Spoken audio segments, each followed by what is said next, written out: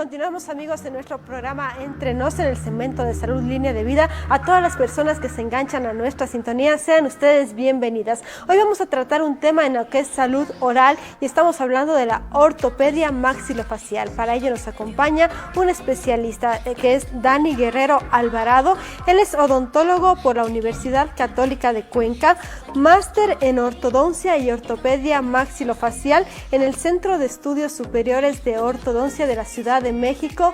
Quiero darle la más cordial bienvenida. Gracias, Dani, por acompañarnos. Para mí es un gusto poder estar contigo en este espacio de diálogo y hablar sobre este tema como es la ortopedia maxilofacial.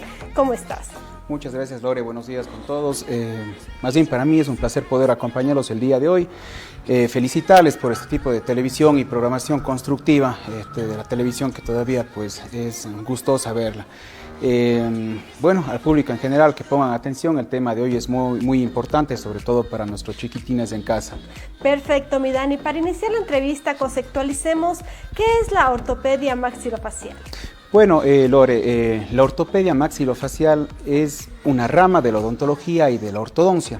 Esta va muy ligada a la segunda que había explicado, la ortodoncia, y no trata más que corregir los problemas del crecimiento esqueletal de los pacientes, de los individuos niños, de los individuos adolescentes, mediante muchos tipos de tratamientos que consisten en aparatología, tipos de ejercicios. Una vez terminada la ortopedia, que puede llevar algunos años, pasamos a lo que es la ortodoncia. Entonces, es el primer paso a seguir, sobre todo en los niños, la ortopedia, para luego ya comenzar un tipo de tratamiento de ortodoncia que ya conlleva brackets, ese tipo de cosas. ¿Cómo se corrige un problema con ortopedia maxilofacial? Bueno, obviamente cada caso es distinto, no todo es una receta de cocina, ni todos los niños presentan la misma patología. Importante para ello hacer todos los tipos de diagnóstico que necesitamos los especialistas o los profesionales para poder emitir un buen plan de tratamiento.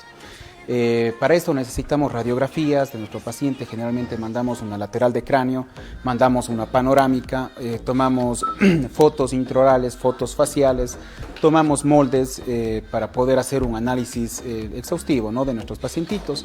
En base a esto nosotros determinamos qué tipo de problema tiene nuestro paciente. Para eso obviamente se ha clasificado las patologías en distintos tipos, entonces en base a esto damos un plan de tratamiento, ¿sí? ¿Cuáles son esos tipos de patologías que podemos encontrar?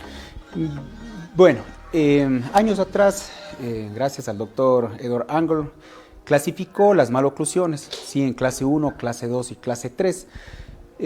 La clasificó de esta manera porque él observó cuál era el tipo de paciente que tenía una oclusión que se acercaba más a lo ideal. Entonces, él se basaba mucho en la posición de los caninos y en la posición del primer molar. Obviamente, esto puede afectar también al perfil facial. Entonces, él determinó, como te había dicho, en clase 1, clase 2 y clase 3. Clase 1 es una clase, pues digamos que lo que más se acerca a lo ideal, aunque existe también la clase U o la maloclusión clase 1.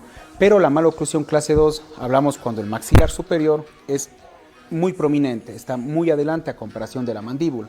La clase 3, por su lado, es cuando la mandíbula se presenta muy adelantada o tiene un crecimiento mayor a comparación del maxilar superior. Entonces, para cada uno de estos existen distintos tipos de tratamiento, desde los aparatos metálicos que pues, se fabricaban en la antigüedad y que hasta el día de hoy se siguen fabricando y que son los ideales. ¿Por qué? Porque se fabrican a medida.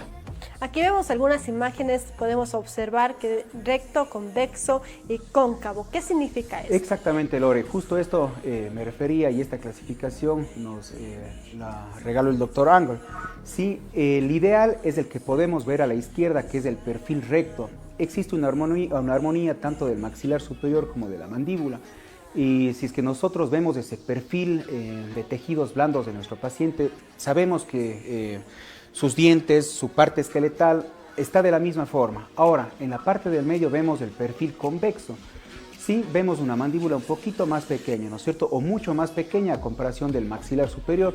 Entonces tenemos ese perfil, valga la redundancia, convexo, que ya nos llama la atención en un pacientito a simple vista, o los odontólogos fácilmente identificamos. Entonces, es una idea para los papitos también que sepan analizar este tipo de condiciones en los niños para que puedan acercarse a un odontólogo, a un odontopediatra, a un ortopedista u ortodoncista. Y justamente la otra imagen correspondía a la clase 3, en la que vemos que ya la depresión que se hace en la carita del paciente quiere decir que hay una mandíbula muy prominente que está creciendo de mayor forma. Ahora, ¿a qué se deben este tipo de crecimientos? Hay algo que no podemos, o contra lo que no podemos luchar, que es la genética. Entonces, a consulta acuden los papitos con los niños muy preocupados, y es deber del odontólogo o del especialista analizar a papá y mamá y hacer obviamente la anamnesis y las investigaciones.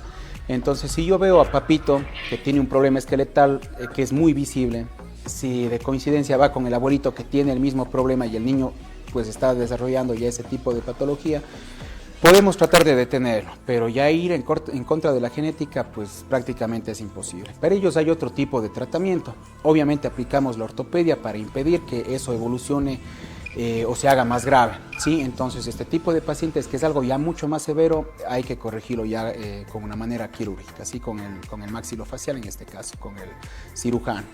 Pero para los pacientes que presentan este tipo de patologías por otro tipo de situaciones, hay enfermedades base como la rinitis alérgica, desvíos de tabique, problemas de adenoides, malos hábitos, como por ejemplo el uso del chupón, la succión del dedo en niños chiquititos que tal vez el destete les afecta un poquito, y la manera de causar placer en este niño es chuparse el dedo o el chupón. Entonces, como recomendación a los papitos en casa es que no usen al chupón como la niñera del niño, ¿no? El cuerpo es muy sabio. La lactancia tiene que seguir su proceso, nada se compara a la leche materna, pero no podemos amamantar a un niño hasta los 6, 7, 8 años, aunque en literatura se encuentra eso, pero tenemos problemas que se van desarrollando poco a poco, ¿sí? Entonces, la aparición de los dientes quiere decir que el niño ya está preparado para pasar a una alimentación de blanda sólida o líquida, a mixta, a sólida. Entonces, obviamente, el destete tiene que ser poco a poco, paulatino, y reemplazando por otro tipo de alimentación, ¿cierto? Entonces, este tipo de hábitos, este tipo de enfermedades base desencadena que los maxilares no crezcan de una manera adecuada. Por ejemplo, la lactancia materna, que es tan importante, ¿no es cierto? El tipo de movimiento que el niño hace para que salga la leche del senito de la mamita es distinto al que hace del chupón, porque el niño pues succiona y estimula sus labios, estimula su movimiento mandibular que va de adelante hacia atrás para que salga leche. En cambio, con el chupón, ni por la calidad ni por la suavidad que se asemeja al pezón y al seno de la mamita, los movimientos son muy limitados. ¿Por qué? Porque el niño se ahoga. Prácticamente es así, se ahoga cuando pasa la leche por el chupón. Entonces él trata de controlar ese paso de leche, a pesar que el agujero sea muy chiquitito. Entonces no hace los movimientos correctos, él imita mucho el movimiento que hace para sacar leche. Entonces no se está desarrollando ni correctamente su musculatura de alrededor de los labios y que nos sirven para la deglución, ni tampoco está desarrollando una correcta respiración. Está como que en ese debate entre pasar leche o respirar de manera correcta. Entonces eso puede provocar que la mandíbula crezca mucho o que el maxilar no crezca de manera adecuada y va desarrollando otro tipo de cosas. Otro tipo de hábitos que van ligados de problemas ya de salud como rinitis alérgica y problemas de adenoides provocan que el niño, en este caso, o el paciente no respire correctamente por la nariz. Entonces tenemos ya problemas pues que se van desencadenando por esta razón. ¿Qué función o cuál función es la que cumple la nariz, ¿no es cierto? La nariz obviamente absorbe todo el aire que tenemos en el medio ambiente, y gracias a los vellitos que tenemos en la nariz, obviamente se quedan todas estas partículas. Todo el aire que entra por la nariz se va a una cavidad neumática, que son los senos paranasales, y ese aire caliente permite que se vaya desarrollando todos los huesitos, nariz, todo el paladar.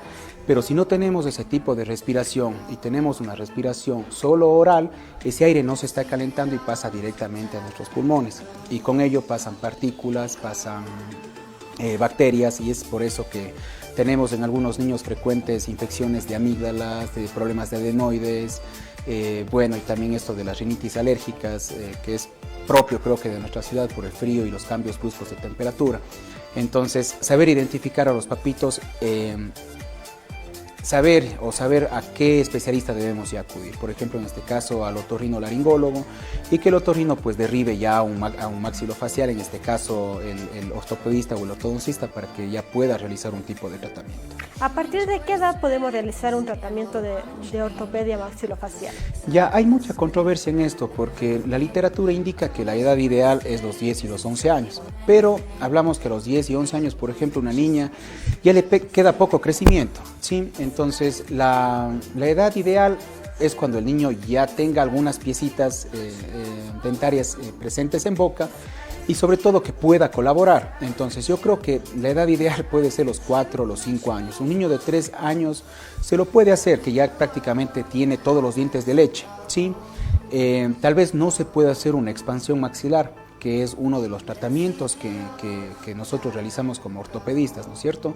Pero podemos realizar otro tipo de tratamientos miofuncionales, utilizar otro tipo de aparatitos que no hacen necesariamente una expansión, pero sí causan una reeducación de nuestros músculos, sobre todo los de la carita y los de la masticación.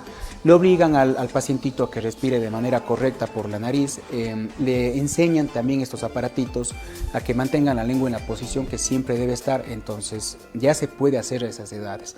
¿Por qué es importante todo lo que estaba diciendo? La ubicación de la lengua, la correcta respiración, que ya habíamos tocado anteriormente, para que se desarrollen de manera correcta los huesitos de la carita, no específicamente los maxilares.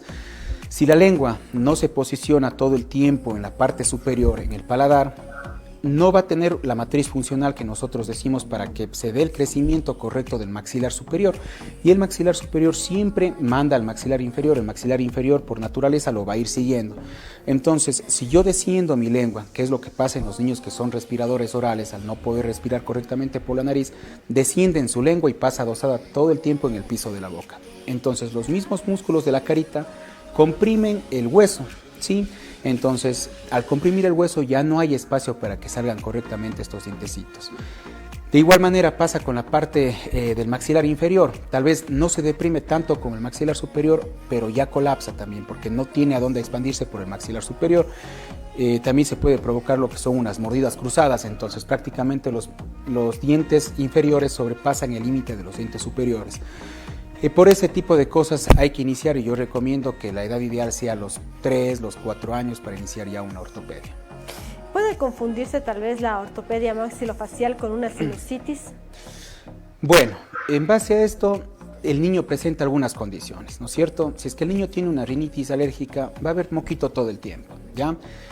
La propia expansión del maxilar puede provocar un tipo de efectos secundarios, ¿no es cierto? Desde los sangrados nasales, la misma mucosa se va aumentando de tamaño al forzarlo, se irrita, entonces empieza a provocar este tipo de efectos que tú estás mencionando. Entonces, al menos lo que yo le indico a mis pacientes o a los papitos para que no se asusten es que hay efectos secundarios que son positivos.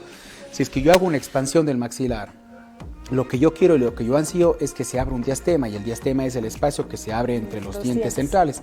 Entonces, eso sería lo ideal, y no en todos los pacientes se logra, pero creo que en 95 o hasta más se puede lograr. Otro de los efectos secundarios es que por la misma expansión los capilares que comprometen lo que es la nariz y la mucosa se pueden abrir y puede existir un pequeño sangrado. Entonces hay que informarles todo esto a los papitos. Si vemos, por ejemplo, Dani, un apiñamiento en los dientes, vemos que existe una mala mordida, una mordida abierta, ¿ahí tenemos que acudir a la ortopedia maxilofacial? Sí, mi Lore. Esta condición es muy importante. Un niño de 3 años no tiene por qué tener un tipo de alteración ya oclusal o apiñamiento. Su huesito es grande y los dientes son muy chiquititos. Lo normal en estos niños sería que exista espacios primates. ¿Qué son estos espacios primates? Se le compara más o menos a los que tienen los monitos, ¿no es cierto? Entonces estos espacios guardan el espacio para que el diente permanente al momento de salir pueda hacerlo. ¿Por qué? Porque es un diente más grande. Entonces estos diastemas sería lo que nosotros quisiéramos ver en todos los niños.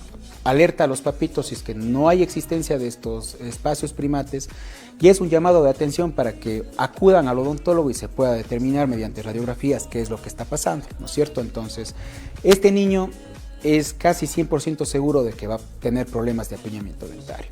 Sí, ahora, si es que ya vemos en el recambio dentario la presencia de un apiñamiento, necesario ya hacer un tratamiento ortopédico. Antes existía pues no sé, el paradigma de que no se puede hacer tratamientos en estos niños y que no iban al odontólogo, o el tío o el abuelito les decía, no, mientras no cambie todos los dientes no se puede hacer nada.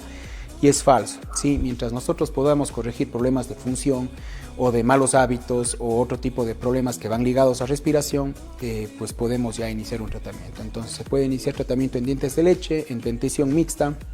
La dentición mixta se refiere a que hay presencia de dientes de leche y dientes permanentes también. Entonces, la edad oportuna para hacer un tratamiento es cuando el paciente está creciendo. Si el paciente ya terminó su crecimiento, ya prácticamente el tratamiento solo consistiría en ortodoncia. Ahora, la ortopedia no garantiza que en un futuro el paciente no tenga que utilizar ortodoncia, brackets, frenillos, como quieran llamarlo. La ortopedia lo que se encarga es de estimular el crecimiento de estos huesitos, de redirigir el crecimiento y hallar el espacio para que los dientes puedan salir en posición normal, pero cómo salgan no lo sabemos, no pueden salir 100% rectos, entonces ya eso sí se corrige con ortodoncia. Perfecto. Otra de las consultas es a los papitos. ¿Cómo los padres pueden identificar si el niño tiene un problema maxilofacial? Bueno, justamente con las facies nos referimos a las características faciales, ¿no es cierto? Si vemos que nuestro niño, me voy a poner en un ejemplo clásico, que es la clase 2 que habíamos hablado, cuando ya hay facies adenoides, el niño presenta una cara larga, presenta ojeras, da la apariencia de que el niño pasará todo el tiempo cansado. La postura de los infantiles es muy importante porque un niño que no puede respirar correctamente por la nariz va a tratar de acomodarse y cómo va a hacer su espalda hacia adelante, se va a encorvar para permitir poder la respiración, pero por la boca lastimosamente. Entonces nosotros como padres tenemos que identificar todo eso. Si vemos que los labios de nuestros niños están agrietados, quiere decir igual que no hay una correcta respiración. Entonces yo creo que la mayoría de casos van ligados a una mala respiración y esto conlleva otro tipo de hábitos también, que es la deglución atípica. Entonces, si yo le veo al niño que está comiendo y que no hace una correcta deglución y que los músculos al momento de deglutir el niño son los movimientos muy marcados, ya es un llamado de atención, es decir, lo está haciendo de una manera forzada. Va muy de la mano la respiración bucal con el hábito de lengua. Entonces, como el niño todo el tiempo mantiene la boquita abierta, es también como ya una alerta para los padres, la lengüita está saliendo por ahí todo el tiempo, cuando lo normal debería ser que la lengua pase adosada al paladar. Entonces, la lengua es un músculo tan poderoso en proporción al resto de músculos que tiene la fuerza suficiente para hacer que los dientes se abran y se inclinen hacia adelante. Entonces, hay la edad también de los niños que les dicen la edad del patito feo. Perdón que lo diga así, pero hasta en la literatura podemos encontrar eso. Entonces consiste en que los dientes superiores están muy hacia adelante. No siempre debe presentarse, entonces también ya es una alerta para saber que algo está pasando, que hay una respiración bucal y que hay un hábito de lengua. Entonces la lengua todo el tiempo está empujando los dientes hacia adelante. Ahora, como mamita sobre todo, en la época de la lactancia, ¿cómo prestar atención para ver si el niño está succionando de la manera correcta la leche materna? Ya, realmente los niños nacen ya con eso automáticamente, ¿sí? Ellos por naturaleza saben cómo succionar. Incluso se puede ver en las ecografías o en estudios 3D que ya se les hace cuando están en barriguita los niños, ellos ya están succionando el dedo. Entonces el niño sabe ya por naturaleza cómo tiene que succionar, pero no sabe cómo tiene que succionar un biberón. Entonces el biberón no es el reemplazo de la lactancia materna. Obviamente los cuidados que tienen que tener la mamita es de que el niño no se ahogue con el seno o que pues no vayan tal vez a vomitar y pasarse eso. Creo que son los cuidados que debe tener una mamita. Ahora, en cuanto al biberón y al chuparse el dedo, que son hábitos generalmente que tienen los niños, ¿estos pueden producir problemas en lo que es la ortopedia maxilofacial? Claro que sí. ¿Qué tipo de problemas? Obviamente los dientes están presentes en el hueso y van saliendo poco a poco. Entonces hablamos que hay una etapa tal vez para el niño de chuparse el dedo, que puede ser los 2, los 3 años, pero si yo veo un niño que a los 6 años, a los 7 años está chupando el dedo, hay que hacer un tipo de tratamiento, ¿sí? Tal vez acudir al psicólogo, buscar una alternativa para que el niño deje este hábito. Ahora, ¿por qué se nos abre la mordida y qué es lo característico en estos pacientes que son succionadores del dedito, ¿no? Los dientes, cuando están en huesito, tanto de arriba como abajo, buscan tener contacto. Entonces, si el niño pasa todo el tiempo con el dedo, el diente obviamente no tiene la capacidad de comprensión, ¿no? Al tener el contacto con el dedo, el diente asimila de que ya encontró el contacto que debía tener y no tiene por qué seguir erupcionando. Entonces los dientes no llegan a contactar porque el dedo pasa la mayor parte del tiempo en boca. Entonces es una de las razones, o mejor dicho, es la razón por la que tenemos esta mordida abierta. Y también la otra, pues que es el hábito de lengua, que la lengua está todo el tiempo saliendo entre los dientes. Entonces también los dientes comprenden que ya no deben salir erupcionando. Ahora, la deglución no solo la hacemos cuando nosotros comemos, todo el tiempo estamos deglutiendo, saliva estamos deglutiendo, ¿no es cierto? Entonces todo ese tiempo que más o menos se ha hecho un conteo estimado que son de 2.500 a 3.500 degluciones en un día, están todo el tiempo haciendo este movimiento de manera inconsciente. Entonces, la terapia del ortopedista no consiste solo en colocar el aparato, sino de enseñarle al niño dónde tiene que tener la lengua todo el tiempo, de corregir la postura, de enseñarle a respirar. Cuando el niño acude a la cita no solo consiste en ver dientes, nosotros vemos el perfil del paciente, vemos las características faciales que tiene nuestro pacientito. Entonces por eso es importante los estudios radiográficos, fotográficos, los moldes. Entonces es un tratamiento largo y es un tratamiento que va más allá de solo dientes. Perfecto, en este momento nos vamos a ir a un corte. Estamos conversando con Dani Guerrero. Él es especialista en ortodoncia y ortopedia maxilofacial. Quédese en nuestra sintonía que ya regresamos.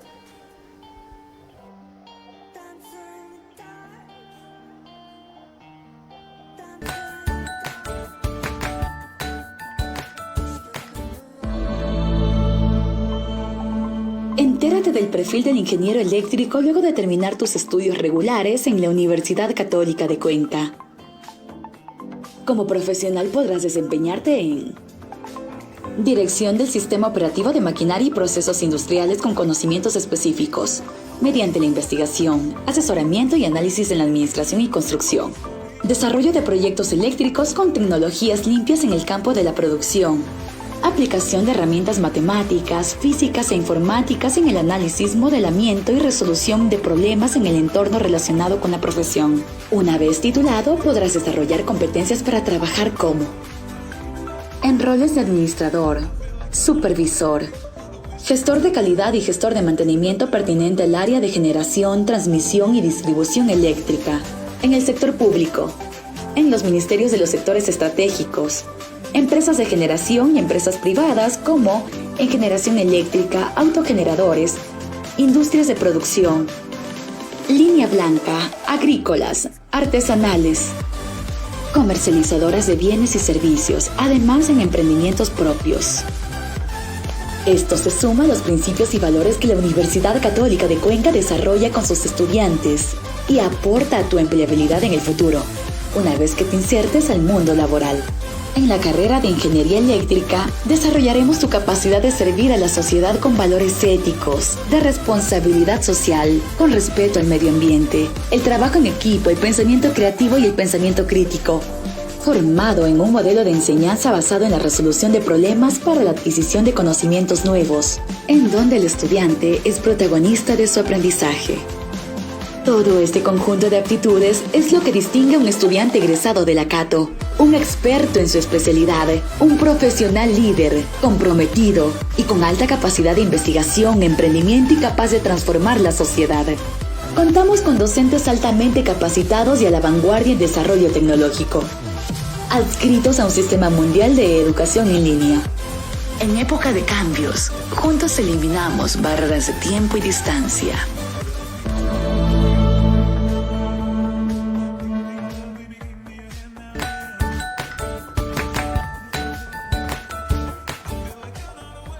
Continuamos, amigos, aquí en nuestro programa Línea de Vida, hablando sobre la ortopedia maxilofacial con nuestro experto Dani Guerrero. Él estaba comentándonos en el bloque anterior todos estos hábitos que generalmente tienen los bebés y que producen una mala oclusión y problemas en la ortopedia maxilofacial. Ahora, ¿existe, Dani, una relación directa entre la ortopedia maxilofacial y la ortodoncia? Claro que sí, mi Lore, van de la mano. Como te había dicho en el bloque anterior, la ortopedia es la primera etapa del tratamiento que nosotros debemos cumplir y la que vamos a aprovechar mientras el paciente esté en crecimiento, ¿sí? Entonces, con la ortopedia, ¿qué es lo que nosotros hacemos? Damos el espacio para que salgan los dientes, pero como te había dicho, no sabemos esos dientes si van a salir rectos o no van a salir rectos. Entonces, no garantizan que el niño no tenga que utilizar ortodoncia. Terminamos este tratamiento ortopédico y vamos directamente a la ortodoncia. O hay también tratamientos miofuncionales que se llevan en conjunto con la ortodoncia. No sé si tú habrás visto bueno, no voy a dar marcas, pero se parecen mucho a los mordedores que utilizan los boxeadores. Ese tipo de aparatitos son miofuncionales, entonces hay aparatitos que son justamente para utilizarlo con brackets. O sea, de nada nos sirve llevar un tratamiento de ortodoncia mientras exista un hábito y exista pues parafunciones, ¿no es cierto? Si es que existe una deglución atípica, si es que existe un hábito de dedo, tal vez en un paciente que lo haga inconscientemente al momento del sueño. Entonces, importante esos aparatitos porque este aparatito es como un cauchito, como un hule que se mete el paciente en la boquita. Puede hacerlo con los brackets o hay pacientes que no necesariamente tienen que usar brackets y se lo colocan, que son ya mayores, que ya terminaron obviamente su crecimiento. Entonces este aparatito tiene la particularidad de tener una pantallita vestibular. Es lo que vemos en pantalla. Exactamente, este aparatito es un aparatito que se lo utiliza con brackets, tiene una alta gama, ¿sí? Y para cada clase de patología. Entonces toda la parte que está cubriendo tanto los dientes de arriba como los de abajo obligan a que el paciente respire por la nariz. Entonces es un poquito agresivo, entre comillas, entonces no le permite que respire 100% por la boca, pese a que sí tiene unos agujeritos para que no lo corten del todo. Aparte ¿Puede ser un poquito incómodo tal vez, Dani? Al principio sí, entonces obviamente no es que tiene que utilizarlo 24 horas al día. La terapia en estos pacientes inicia con 2 horas, que puede hacerlo mientras el paciente hace tareas, mientras está viendo televisión, mientras está leyendo cualquier cosa. Ya luego para el sueño, que son prácticamente las 8 horas que nos recomienda y lo que necesita el cuerpo, el paciente tiene que dormir con el aparato. Los primeros días va a ser normal que por la necesidad de respirar por boca, el paciente lo expulse de manera inconsciente, pero lo ideal es que él se acostumbre a dormir con este aparatito. Este aparatito rodea todos los dientes, ¿no es cierto? ¿Por qué? Porque es miofuncional. Mio nos referimos a músculos, entonces nosotros también trabajamos en ese tipo de situaciones, ¿no es cierto? Cuando tenemos una actividad mayor de los músculos son tan poderosos que terminan comprimiendo prácticamente el maxilar cuando la lengua baja. Entonces este aparatito por la parte de atrás tiene una lengüetita, justamente se lleva así, y es donde el paciente tiene que adosar su lengua. Entonces el paciente está haciendo como que un entrenamiento y tiene que acostumbrarse a hacerlo. Ahora, la parte lateral del aparatito cumple la función de relajar estos músculos que se encuentran tan activos. Por eso se llama un aparatito miofuncional y puede utilizarlo los niños, pacientes con brackets, adultos que no tengan brackets, para todo tipo de pacientes. Perfecto. Ahora, hablábamos ya en el primer bloque sobre el diagnóstico que se establece o las pruebas que se realizan para diagnosticar un problema de ortopedia maxilofacial. ¿Cuáles son esa historia clínica que se establece con el paciente para poder lograr? Bueno, la historia clínica tiene que ser muy amplia y no vamos a escatimar en hacer algún tipo de pruebas. O sea, aparte de lo que yo había mencionado de las radiografías, de las fotografías, de los moldes, de los antecedentes familiares que tenemos que averiguar, también observamos al paciente cómo respira. Por ejemplo, colocamos un espejito en el orificio nasal y vemos si se está empañando o no se está empañando. Es normal que durante el transcurso del día uno de los orificios se cierre y el otro sea quien esté haciendo el mayor esfuerzo. Eso es totalmente normal, ¿sí? Lo anormal sería que no esté respirando correctamente con boca. Si es que le hacemos cerrar al paciente la boca y ponemos el espejito y él se ahoga, sabemos que no está respirando nada por la nariz, o que sea muy limitada el empañamiento del espejo, sabemos que tiene algún tipo de obstrucción que puede deberse a un desvío de tabique, a la rinitis, a las adenoides. Entonces trabajamos ya en manera conjunta también con un otorrino. Entonces a veces seguimos las recomendaciones o a veces estamos siempre en contacto frecuente para tratar de sacar el caso adelante, ¿no es cierto? Entonces también como una alerta que me había olvidado en el bloque anterior, ¿cómo podemos saber si nuestro niño está respirando bien o no por la nariz? Cuando el niño se despierta y la almohadita amanece mojada, es que el niño no respira por nariz. O si el niño chiquitito ronca, está respirando solo por la boca, ¿sí?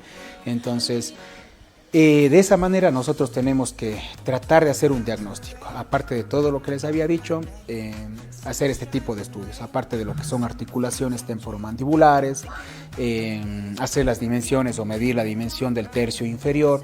Un paciente que tiene una nariz muy chiquitita, aparte de la genética, pero si la tiene muy chiquitita, quiere decir que no está creciendo porque no está cumpliendo una función, entonces se llama una microrrinodisplasia. Si tiene el segmento del labio muy largo, estamos hablando igual de características de un respirador oral, o si tiene muy marcado el músculo del mentón, de igual manera. Entonces todo ese tipo de cosas tenemos que ver al paciente en consulta para hacer un diagnóstico. ¿Por qué un paciente puede presentar una mordida abierta? Justamente por los hábitos que habíamos mencionado antes, la succión digital, el exceso del chupón, el hábito de lengua, que se llama deglución atípica, que tiene la lengua al poder como para poder abrir esa mordida. Entonces, se puede aseverar tanto que va a terminar siendo un caso quirúrgico. Entonces, todo tiene que cortarse al tiempo indicado. Y la edad indicada, pues, es, como te había mencionado, mientras el niño ya pueda colaborar, se puede ir trabajando. ¿Cuáles son las ventajas de la ortopedia maxilofacial? Pues bueno, en base a todo lo que hemos hablado, digamos que el niño aprenda a respirar bien, que no solo va a ser por esta parte estética, la parte de la nariz.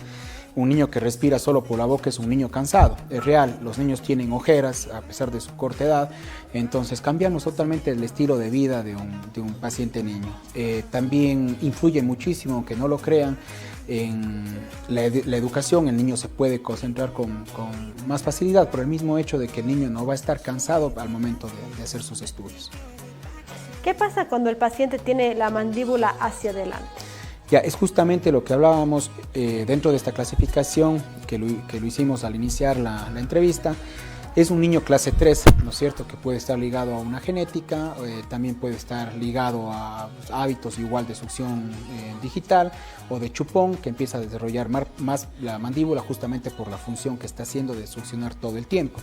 Entonces, comienza rápido un tratamiento ortopédico, en este caso, por ejemplo, hacer una expansión maxilar porque va acompañado, y el uso de la máscara facial, que se usa hasta el día de hoy, pero es muy temido por los papitos. ¿Y por qué es temido por los papitos? Por el famoso bullying.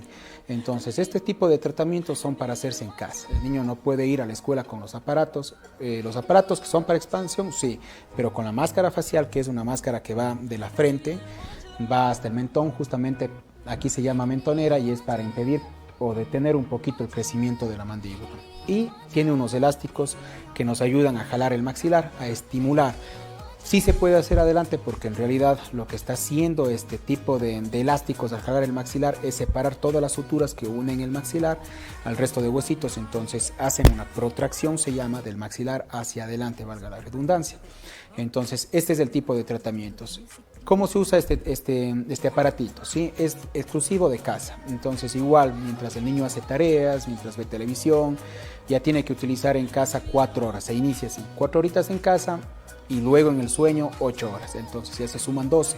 Luego se aumentará a 15. Entonces es exclusivo de casita y los resultados son increíbles.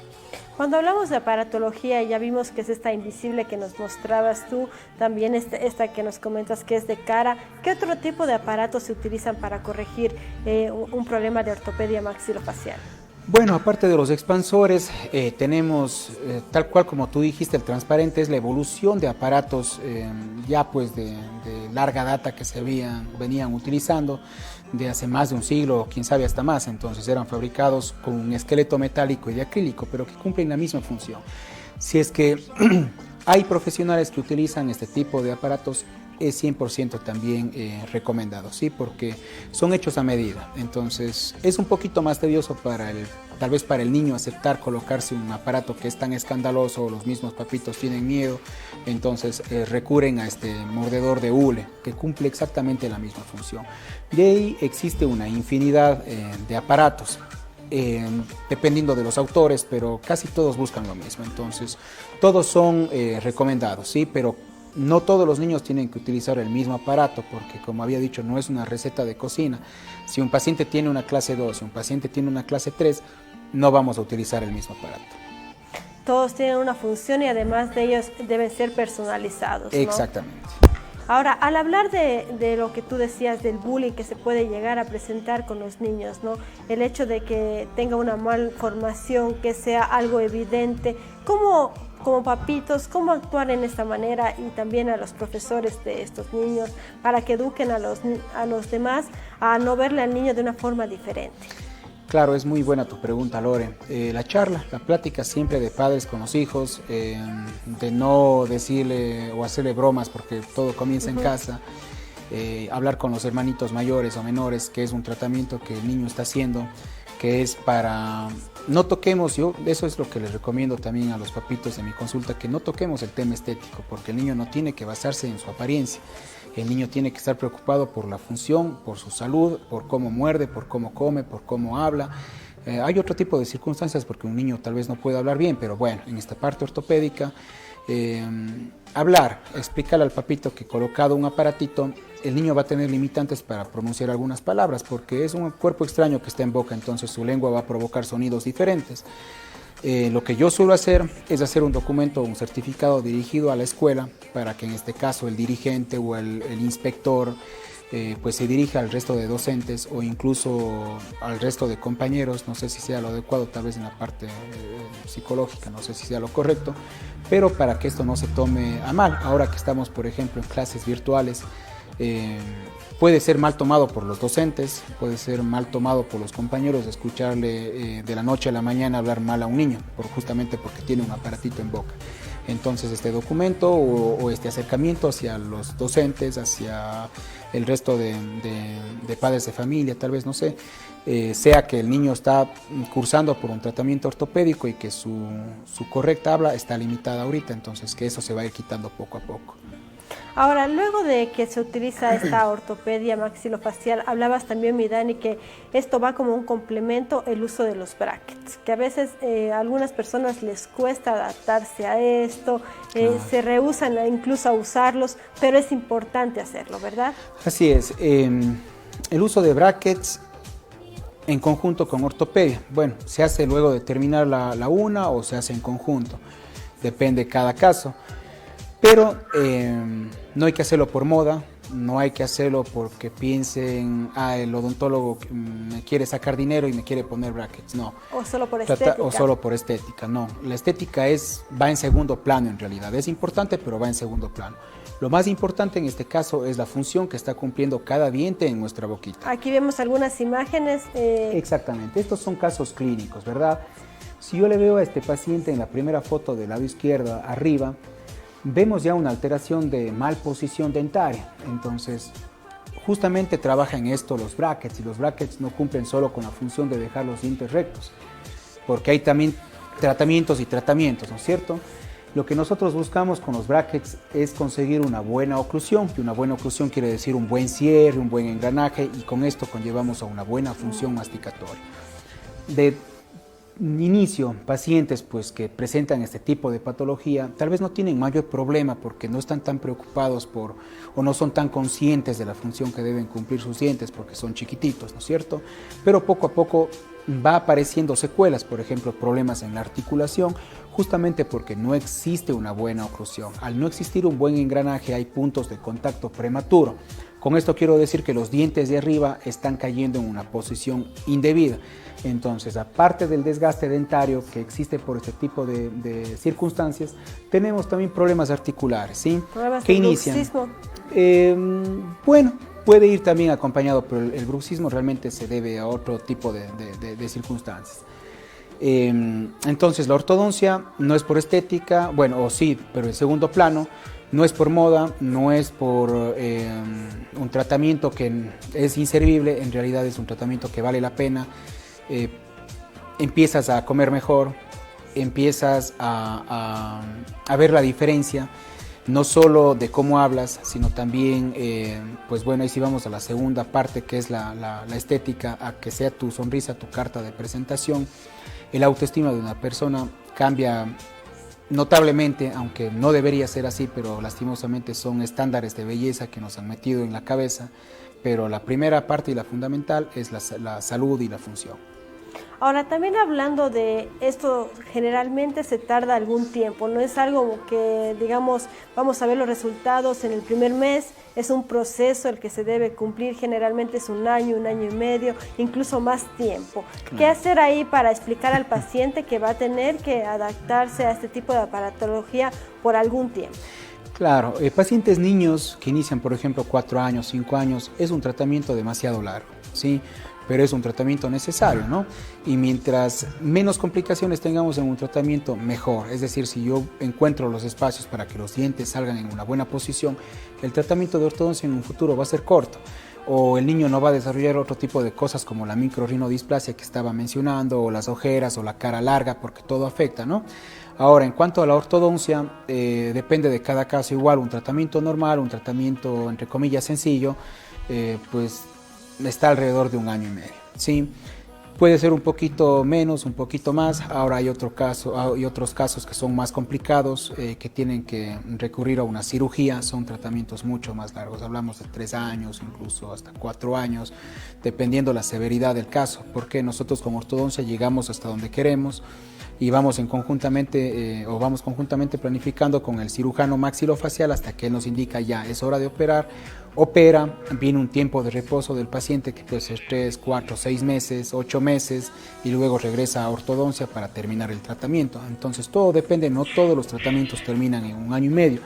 Hay casos también que no se llevan solo con ortodoncia, tienen que complementarse con estética, con implantes y otras especialidades, entonces pueden prolongar un poquito más los tratamientos. Ahora, ¿cómo educar a los padres y a los niños para este tipo de aparatología, para que puedan tener una buena higiene, que es importante de este tipo de aparatología, porque muchas veces quizás no se cumple con esto? ¿Cómo hacerlo?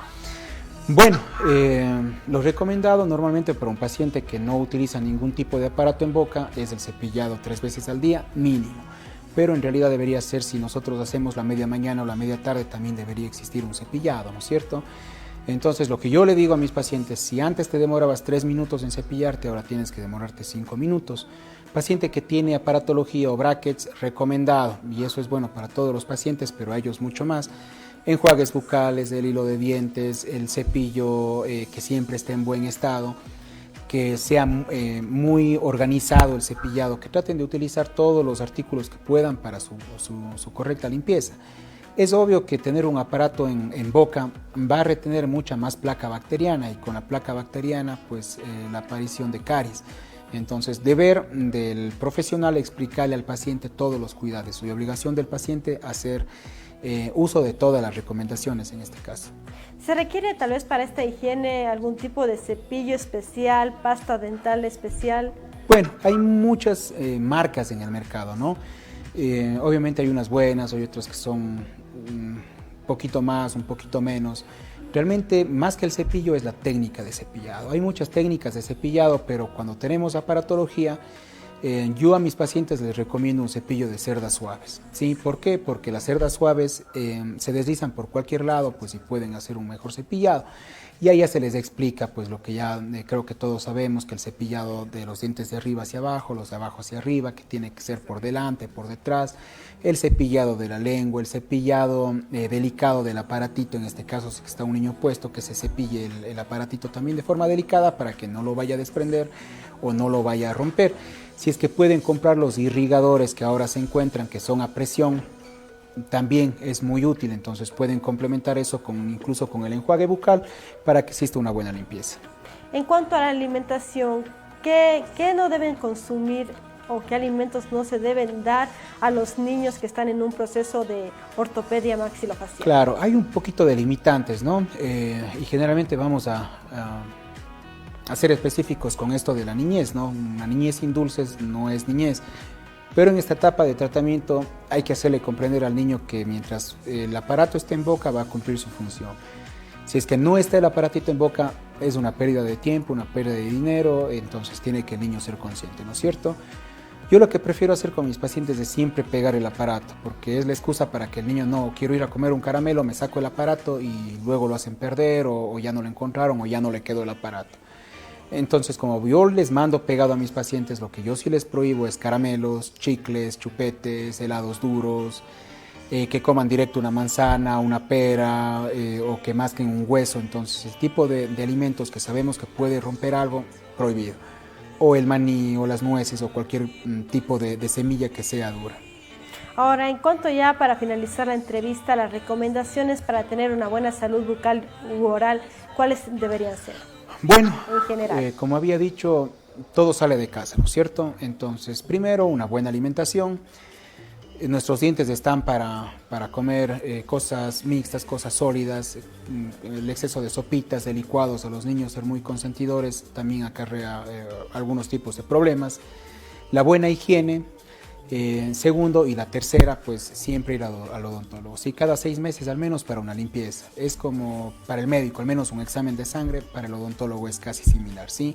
Entonces, no solo por caries, no solo porque hágame el blanqueamiento, no. Hay que hacerse una evaluación general para saber qué es lo que está pasando. Y eso desde los niños, desde que aparece el primer diente, hasta ya los adultos mayores, que es también muy importante.